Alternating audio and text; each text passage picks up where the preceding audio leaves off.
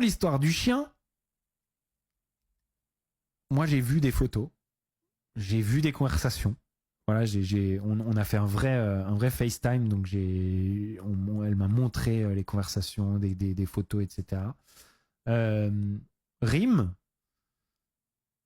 elle a pris un chien avec Vincent, c'était l'initiative de Vincent, et Vincent, très très rapidement, il s'est barré en tournage et il a fait 2 ou 3 tournages de suite. Ok.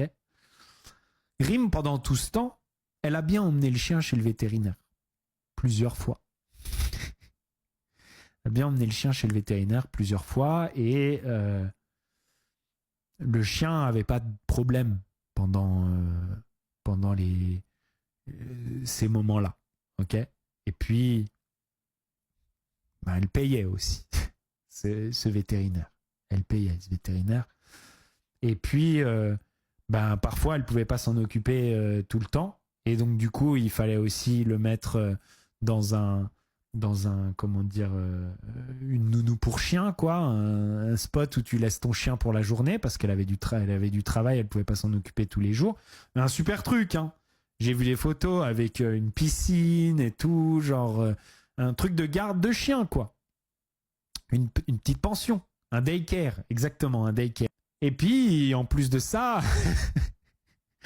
il faut savoir que Rim, elle a payé beaucoup de choses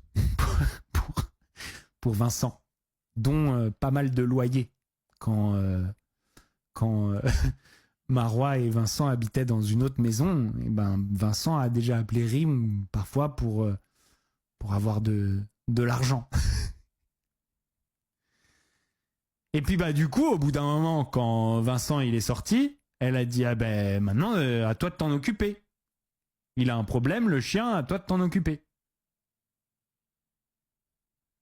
C'est pas toujours les mêmes. Voilà, c'est pas toujours les mêmes.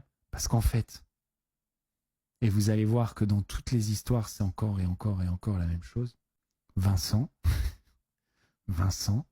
il est fauchasse.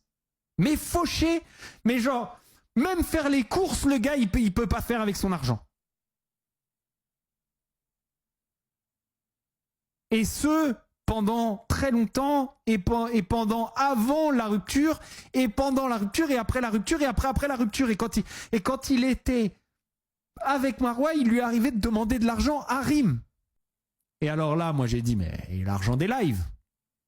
Apparemment, il y a d'autres problèmes financiers qui font que voilà, l'argent des lives doit encore servir à d'autres choses. Mais fauchasse. Et puis dès que, c'est un peu à la Nicolas Resina, dès qu'il y a un projet, mais vous vous rappelez de la société de conciergerie de voyage, dès qu'il y a un projet, c'est un truc bancal, mais alors bancal, mais genre ça lui attire même des problèmes avec la justice, le gars. Et quand il y a des problèmes avec la justice, il sait qu'il paye encore. Bon, au bout d'un moment, c'est plus ton mec. C'est lui qui a voulu prendre un chien. C'est pas toujours la même personne qui paye. Et au bout d'un moment, elle veut plus. Elle a déjà des enfants avec lui à devoir faire de la garde partagée. Mais elle paye pendant combien de temps? Elle paye pour tout. Pour un chien qu'il a voulu prendre alors qu'il n'a pas les moyens pour etc. Et le chien n'était pas dans un sale état. Le chien, c'est un golden, c'est un problème congénital d'avoir ce problème de hanche, et ça arrive à partir d'un certain moment.